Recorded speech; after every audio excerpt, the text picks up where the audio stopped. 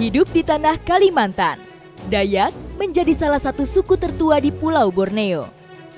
Suku ini termasuk yang terbesar, dengan perkiraan 400 subsuku dan 170 bahasa berbeda.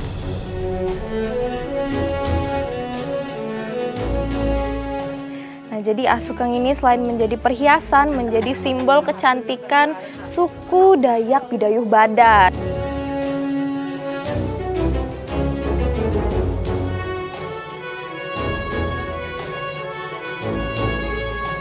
Dari hulu hingga hilir Kalimantan, setiap subsuku Dayak memiliki beragam identitas jati diri, termasuk memaknai arti kecantikan pada perempuan.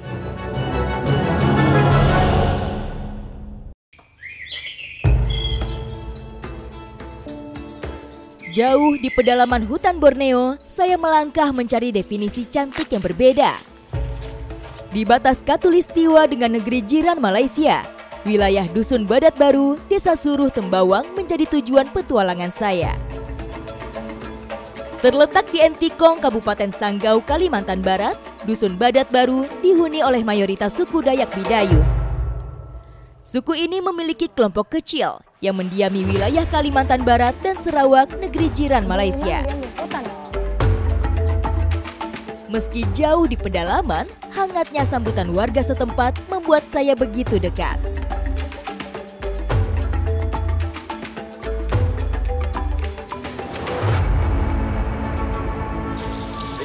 Misi, Pak. Ya, Misi. Halo, salam kenal. Wih, lagi nyantai ya? Iya, Misi. lagi nyantai. Tidak ganggu? Enggak apa-apa. Yuk. Wilayah ini dahulu menjadi tempat bermukim perempuan suku Dayak dengan identitas cantik yang berbeda. Gulungan gelang logam panjang di kaki dan tangan, mereka mewarisi simbol kecantikan suku dari masa ke masa. Dari nenek moyang berarti ribuan tahun yang lalu dong? Iya. Logam-logam itu apa namanya? Yang dipakai perempuan-perempuan di sini? Setelah asuk kalau bahasa sini. Kalau bilang asuk. bahasa sini biasa disebut asuk. Asukeng, begitu warga sini biasa menyebut gelang legendaris ini. Saya semakin penasaran, ingin segera bertemu pewaris nenek moyang suku Dayak Bidayuh dari Suruh Tembawang. Terus yang makai itu kaum muda masih ada? Kalau yang muda, kayaknya udah enggak ada lagi yang pakai. Cuman kalau yang telanjur pakai, yang tua-tua tuh masih tetap. Oh, oke. Berarti karena mereka udah pasang dari lama itu? Itu memang dari seumur 7 tahun sampai macam nenek-nenek yang masih pakai sekarang kan? Iya. Sampai usia 60 lebih masih pakai. Wow, berarti memang mereka pakai seumur hidup itu? Bisa sampai sekarang? Memang seumur hidup. Misi.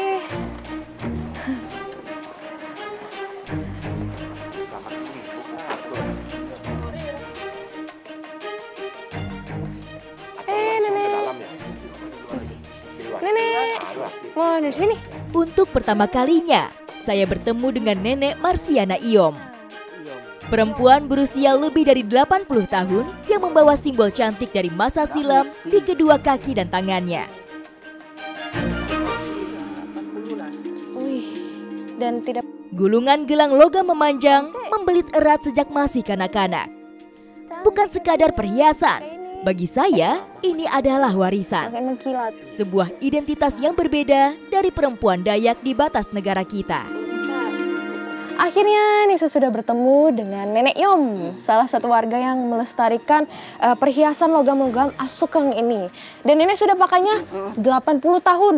Tuh, cantik sekali Nenek pakai ini. Terus saya jadi lebih tertarik nih untuk mencari tahu lebih dalam tentang perhiasan asukeng ini. Saya selalu terpesona akan cara unik suku Dayak menggambarkan kecantikan. Kayu juga. Nih. Saya teringat dengan makna kecantikan para wanita dari suku Dayak Kenyah, Dayak Bahau, dan Dayak Penan. Cantik bukan dari warna kulit atau tipe rambut, melainkan dari telinga yang memanjang. Tradisi memanjangkan telinga ala suku Dayak sudah dijaga oleh mereka yang masih setia pada adat istiadat. Bagi perempuan suku Dayak, telinga panjang dipandang sebagai simbol keanggunan, kedewasaan, dan penuh nilai pengabdian. Semakin panjang telinga, semakin tinggi pula penghormatan masyarakat terhadapnya.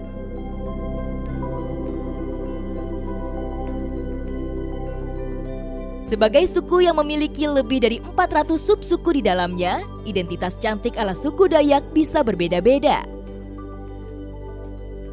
Makna cantik bisa berwujud dalam lilitan logam tembaga di sepanjang betis dan tangan perempuan. Gelang-gelang panjang yang digulung dengan rapi di tubuh perempuan Dayak Bidayuh Badat bisa menjadi lambang kekuatan dan keteguhan hati yang abadi.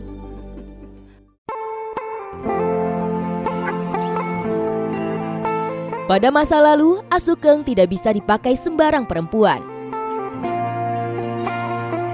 Hanya mereka yang memiliki status sosial tinggi atau keturunan tertentu yang bisa memakainya.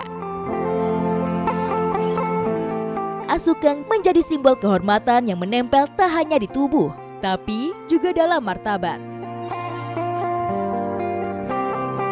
Biasanya, mereka yang sudah memakai asukeng terutama di bagian kaki tak pernah melepasnya bahkan hingga akhir hayat.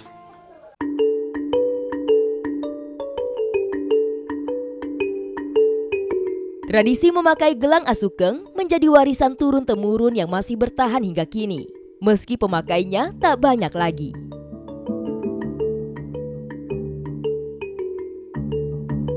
Hari ini saya beruntung dapat berjumpa dengan Marianela, gadis muda keturunan Dayak Bidayuh dari Dusun Badat Baru. Sejak memasuki usia remaja, Nela sudah tertarik dengan budaya nenek moyangnya, memakai gelang asukeng. Jadi memang perhiasan asukeng lebih banyak dilestarikan sama kaum orang tua di sini. Tapi bukan berarti kaum muda itu tidak tertarik.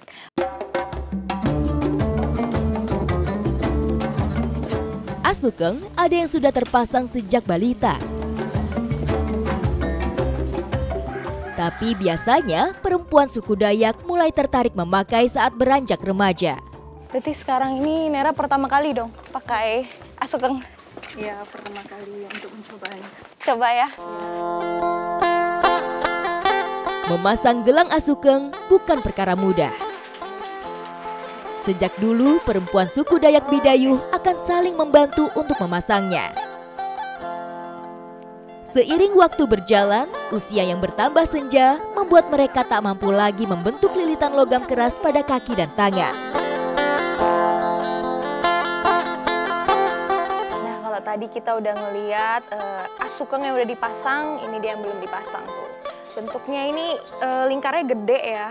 Terus nantinya akan diseretin di bagian lengan atau kaki yang nantinya mau dipasang. Terus ini memang cara pasangnya lumayan sulit ya karena keras. Jadi harus yang profesional nih, ada Nenek Seli ya masang. Wih, keras ya Ibu ya?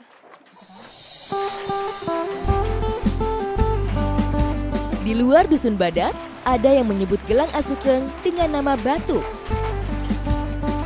Umumnya, gelang ini terbuat dari bahan yang sama, berupa bilah tembaga padat dan panjang yang digulung hingga membentuk seperti per atau pegas. Nah, ini dia perbedaan asukeng yang mau dipasang di kaki sama yang di tangan. Kalau yang tangan itu diameternya lebih kecil dibanding sama asukeng yang mau dipasang di kaki. Tuh, kalau bisa dilihat ya, ini berat banget. Ini mungkin ada sekilo loh. Dan ini nantinya akan dipakai selamanya, nggak akan dilepas. Gimana ya? Berat banget. Gelang-gelang ini adalah warisan turun-temurun lintas generasi. Dahulu, gelang ini didapat jauh dari negeri Malaysia dengan menukar seekor ternak untuk mendapatkan satu gulung perhiasan tembaga ini. Dan ternyata untuk masang asukeng ini juga nggak bisa orang sembarangan. Harus yang udah ahli, yang biasa masang ini. Contohnya kayak Nenek Seli. Karena kalau nggak terbiasa, selain karena logamnya yang berat ini juga bisa patah. Ini katanya nih yang bekas patah. Ini bekas patah ya Nenek ya? Tuh dia. Bekas patah. Terpasang dalam jangka waktu lama, bahkan seumur hidup, gelang asukeng selalu butuh penyesuaian. Gelang akan kembali dikencangkan atau dilonggarkan seiring perubahan bentuk fisik sang pemakai. Tidak perlu doa-doa dulu, tidak ada ya? Nggak ada. Oh, nggak ada. Oh, jadi memang kapan aja mau pasang boleh ya? Tidak perlu ada ritual atau doa-doa gitu.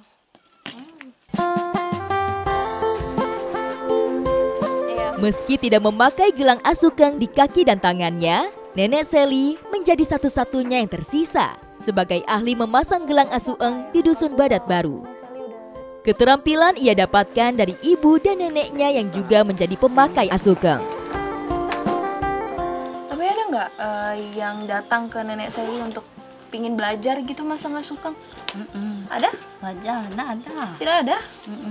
Tapi Nenek Seli ada tertarik gitu mau ngajarin mungkin anak-anak muda untuk pasang asukeng? Mau saya ngajar, tapi dia nggak mau. Jarang ada yang mau ya sekarang ya? Kalau dulu banyak yang bisa masang. Kalau sekarang jarang.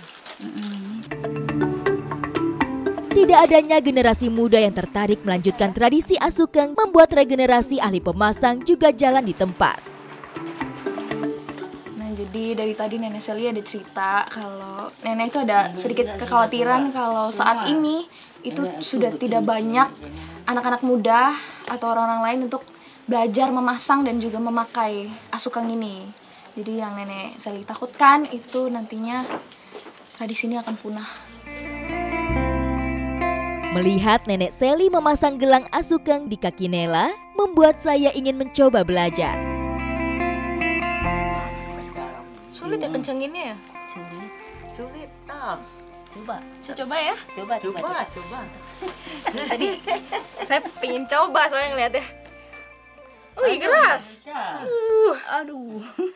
Wow. Karena semakin kecil dia nih kakinya harus semakin keras kita eratin ya. Keras dan padatnya gelang tembaga membuat jari saya kesulitan untuk membentuknya. Apalagi pola pemasangan asukeng tidak boleh asal menempel. Gulungan antar gelang tembaga harus rapat sekaligus terlihat rapi. Nggak bisa. Iya, takut. Tapi Nera sakit? Sakit, lumayan Kejepit? sakit. Kejepit ya? Iya. Sampai kejepit. Soalnya kita masang ini harus dempet-dempet ya. Apalagi ini harus ditarik-tarik jadi kulitnya kejepit. Aduh, saya jadi takut. Tenaga yang terbatas membuat Nenek Seli butuh waktu cukup lama untuk memasang asukeng. Pada satu kaki saja bisa memakan waktu sedikitnya 1 jam. Akhirnya setelah 2 jam pemasangan jadi juga nih asukeng punya Nela. Gimana rasanya? Lumayan sakit. Belum terbiasa ya? Iya.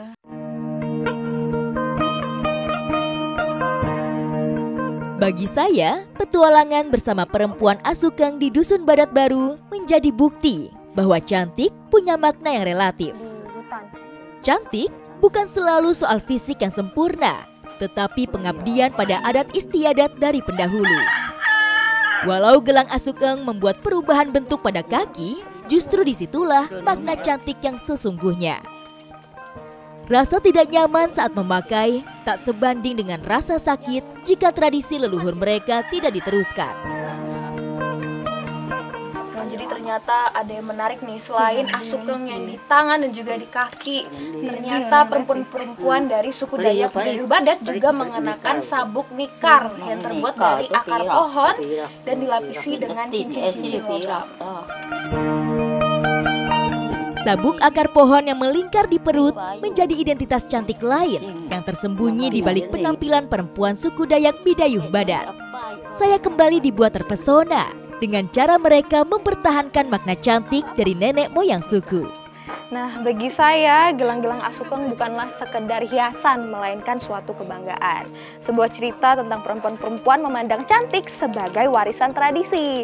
Dari suku Dayak Bidayuh Badat, saya belajar bahwa cantik bukanlah soal glowing dan mencolok, melainkan bagaimana cara mereka menghargai identitas leluhur mereka.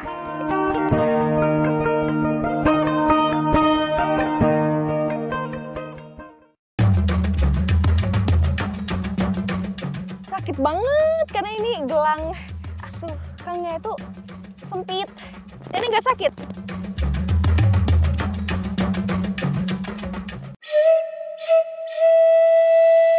Sebuah gelang logam yang terlihat sederhana, ternyata menyimpan makna mendalam bagi perempuan Dayak Bidayuh Barat. Nah, jadi asukang ini selain menjadi perhiasan, menjadi simbol kecantikan suku Dayak Bidayuh Badat. Dan cara masangnya itu nggak boleh sembarangan, harus rapi, rapat, kencang. Karena semakin rapi dia semakin memancarkan aura kecantikannya. Ih, wih cepat ya? Cepat, ini kan halus. Beda sama yang di kaki, Beda. sulit. Kaki sulit, tapi keras sedikit. Berbeda dengan tradisi telinga panjang yang boleh dilakukan oleh kaum lelaki dan perempuan, gelang asueng hanya boleh dipakai oleh kaum wanita saja. Aura. Gelang ini murni menjadi simbol kecantikan perempuan, warisan leluhur suku Dayak Bidayuh Barat. Nah, jadi perbedaan pemasangan asukang di kaki sama di tangan adalah kayu ruuh ini. Jadi kayu ini menjadi pelengkap kecantikan gelang asukang ini. Dan kaum laki-laki suku Dayak Bidayuh Badat juga menggunakan kayu ruuh ini tapi di bagian lengan atas. Cuman kalau kaum wanita itu di bagian dekat dengan asukang ini. Wow. Cantik. Yeay, sudah. Aduh, tapi berat banget. Karena ini pertama kali saya pakai. Yang kanan juga. Tangan ini. Ini erat sekali, kerasa di tangan.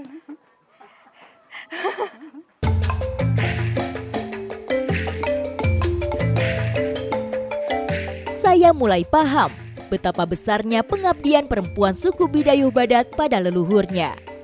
Baru sebentar saja memakai gelang ini di satu tangan, sesuatu yang tidak nyaman mulai saya rasakan. Kalau tadi awal-awal dipasang masih aman ya, nggak kenapa-napa.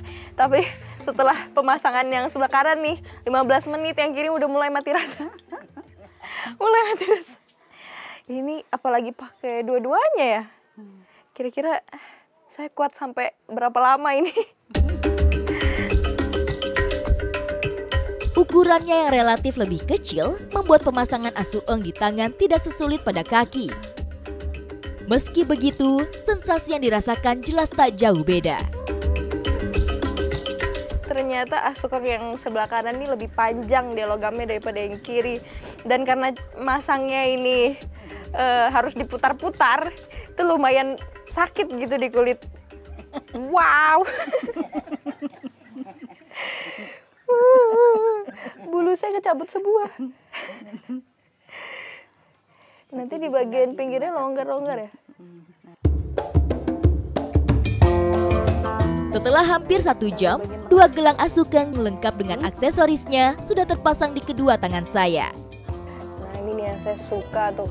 Setelah dipakein rapi banget, ini ada polanya. Nggak cuman lurus aja gitu, di bagian ujung sama belakangnya lebih ada bentuknya gitu. Dan di bagian tengahnya itu lebih erat, yang bikin bentuknya jadi cantik. Tuh kan.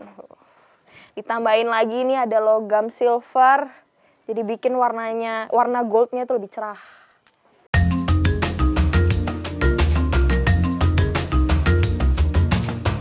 Usai berkenalan dengan tradisi suku Dayak Bidayuh, sekarang saya akan mengikuti keseharian mereka. Tinggal jauh di pedalaman Borneo, membuat masyarakat Badat Baru harus mampu bertahan hidup dengan cara mereka sendiri. Untungnya, sejak leluhur suku mendirikan pemukiman di wilayah ini, alam selalu menjadi teman. Nah, bagi perempuan-perempuan suku Dayak Bidayuh Badat, mengenakan perhiasan-perhiasan cantik asukang ini bukan menjadi halangan untuk mereka melakukan aktivitas sehari-hari. Nah, sekarang saya akan ngikuti nih kegiatannya Nenek Mangu dan Nela ke kebun untuk berkebun. Usia senja ditemani lilitan gelang logam yang cukup berat di tangan dan kaki tidak menghambat laju Nenek Mangu menuju kebun. Sesekali saya harus mengimbangi kecepatan langkah kakinya supaya tidak tertinggal. Sebagian besar masyarakat Dusun Badat Baru memanfaatkan lahan gunung atau perbukitan untuk dijadikan kebun dan ladang. Selain padi gunung, sahang alias lada atau merica menjadi hasil kebun yang cukup menjanjikan. Rempah yang telah dibudidayakan 2000 tahun lalu ini menjadi komoditas unggulan negara kita. Nah, jadi Kalimantan Barat menjadi salah satu penghasil merica terbesar di Indonesia. Salah satunya di Kecamatan Entikong ini, di Desa Suruh Tembawang. Sekarang saya sudah di ladang, saya akan memetik-metik merica aja dulu. Merica tumbuh pada sebuah tiang atau pohon penyangga. Tanaman ini dapat tumbuh baik di daerah tropis dengan suhu antara 23 hingga 32 derajat Celcius. Pada usia 2,5 sampai 3 tahun setelah tanam, merica dapat dipanen 1 sampai 2 kali dalam setahun. Nah, merica yang kita ambil itu merica yang tua. Contohnya ini nih, ada yang mau saya petik. Itu bijinya sudah besar. Bijinya besar sama warnanya hijau pekat. Ini kita bedain sama yang muda ya. Ini dia yang masih muda. Tuh, warna hijaunya tuh masih terang gitu. Lada atau merica mengandung senyawa aktif bernama piperin yang memberi rasa pedas khas pada masakan. Dari kebun-kebun tropis seperti inilah, emas hitam Nusantara ini menjelajah ke dapur dunia sejak masa kolonial. Lada dari Desa Suruh Tembawang biasanya akan dibawa ke pusat Kecamatan Entikong. Ada yang didistribusikan ke pasar dalam negeri, sementara sebagian lain dibawa ke negeri tetangga Malaysia yang jaraknya hanya beberapa menit saja. Wih, ini udah banyak banget. Nah, ini dia hasil petikan lada kita, udah banyak tuh kekumpul. Nah, ini nantinya akan diolah menjadi 2 produk. Ada lada putih sama lada hitam. Tapi cara olahnya, kalau lada putih itu direndam dulu beberapa waktu lalu dijemur. Cuman kalau lada hitam itu langsung aja dijemur. Nih hasil petikan kita. Nela, kaki aman? Aman. Soalnya dia pakai asukang, tapi saya di bagian tangan. Dalam satu area kebun atau ladang, biasanya warga menanam beragam tanaman sesuai dengan kebutuhan. Sama. Jika lada untuk memenuhi kebutuhan ekonomi, untuk kebutuhan konsumsi harian, umbi-umbian jadi pilihannya. Tidak sakit tangannya itu? Tidak. Sebagai perhiasan yang melekat sejak belia, gelang asukeng akan selalu melekat dalam setiap aktivitas pemakainya. Bagi Nenek Mangu, asukeng menjadi bagian tubuh yang tak mungkin dilepaskan. Dari tadi saya ngambil daun singkong, sakit banget karena ini gelang asukengnya itu sempit. Ini nggak sakit? Sakit. Ini tangannya tidak sakit. Itu. Dia buka di rumah lah. Nanti di rumah dicek lagi ya. Soalnya sakit sekali, dari tadi gerak dikit sakit. Tapi nenek kayaknya dari tadi aman-aman aja. Mungkin karena saya tidak terbiasa ya, soalnya nenek udah pakai seumur hidup dari kecil. Dari tadi aman-aman aja. Udah mulai kesemutan ini tangan dari tadi. Diperbaikin dulu. Saya tak bisa membayangkan betapa kuatnya Nenek Mangu di balik tubuhnya yang renta. Belum 1 hari penuh memakai gelang asukeng, saya mulai merasakan ketidaknyamanan. Ternyata dari tadi ngelakuin aktivitas sambil pakai asukeng nih nggak terlalu nyaman ya. Apalagi di tengah ladang, di bawah terik matahari. Kerasa banget nih panas. Dia nyimpan panasnya matahari. Nah, ini ada satu tantangan lagi. Saya mau nyambut singkong sama Nela. Tembaga yang menjadi bahan gelang asukeng termasuk logam konduktor yang bisa menyerap dan menghantarkan panas dengan cepat. Untung saja, panasnya tidak bertahan lama dibandingkan logam seperti besi atau baja. Wow, ini harus bareng-bareng. Wow, semoga gede ya. Ini. Wow. Wih. Wow, sama kayak pohonnya. Bener dapat gede nih. Bagi saya, ini sungguh pengalaman yang berbeda. Tak hanya soal memakai perhiasan adat, tetapi juga menyelami perasaan pemakainya. Bisa kedengeran kan sekali mukul aja ini langsung kenceng rasanya di tangan. Berat. Ini sudah. Wow.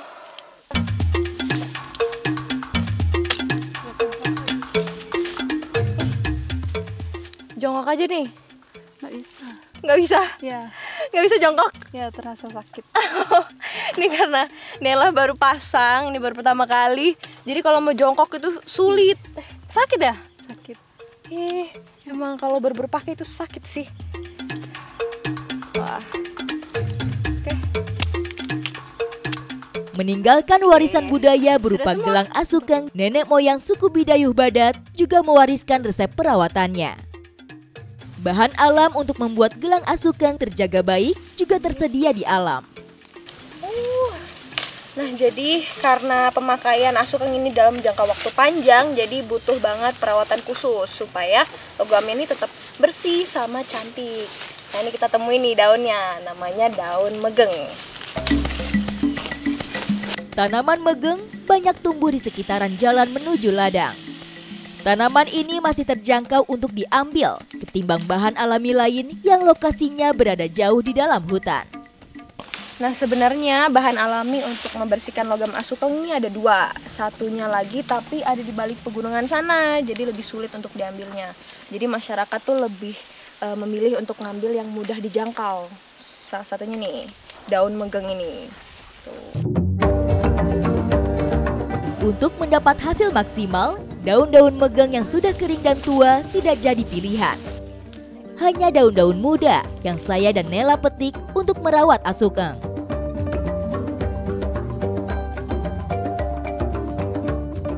Diapakan, Nenek?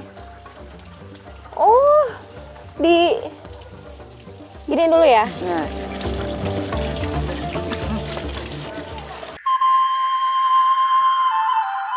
Sama seperti usia sang pemakai yang terus bertambah, gelang asukeng suku Dayak Bidayuh juga terus menua. Beberapa gelang telah dipakai nyaris seumur hidup. Bahkan ada pula warisan orang tua yang juga sudah dipakai seumur hidup. Rajin merawat dan menjaga kebersihan gelang asukeng menjadi kewajiban. Tujuannya tak hanya terlihat cantik, tetapi juga tetap sehat. Ini. Nah, sekarang kita mau bersihin nih logam-logam asukeng kita pakai daun-daun megeng yang kita petik tadi. Diapakan, Nenek? Oh, giniin dulu ya. Nah. Macam Daun yang masih muda akan lebih mudah untuk diremat. Kandungan di dalam daun yang akan membuat logam-logam asukeng lebih terjaga. Sini. putih. Wih, tuh. Putih. Ada busanya. Putih. Putih-putih. Putih.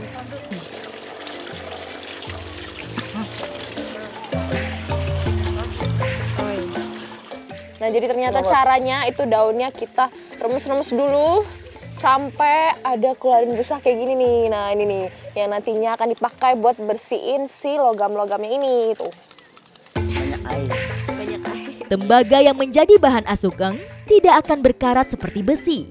Tetapi tembaga bisa mengalami korosi atau mengalami perubahan permukaan. Oh, pakai baru lagi. Pakai baru lagi. Ini. Yang itu aja.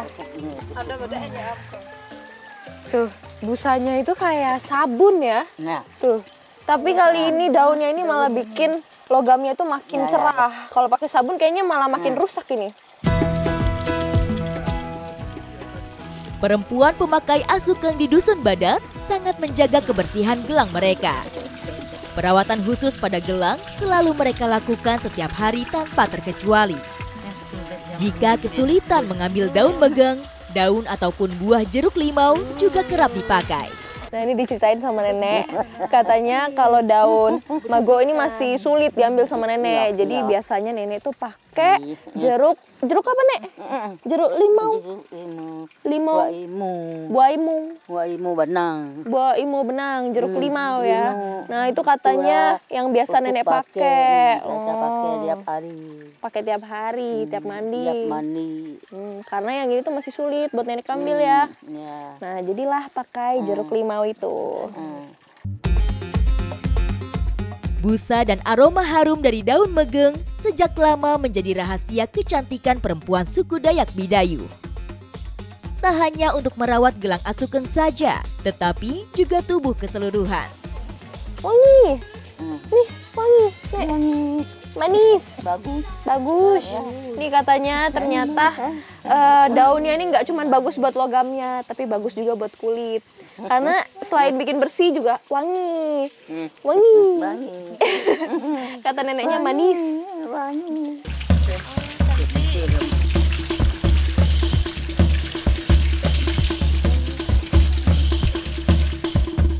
Sudah selesai? Sudah. Wih. Tuh, ini kita semua sudah dibilas nih logamnya. Asukangnya jadi cantik. Tuh, coba kasih lihat. Tuh, cantik kita. Bersih. Jadi semakin keluar aura cantiknya nenek ya.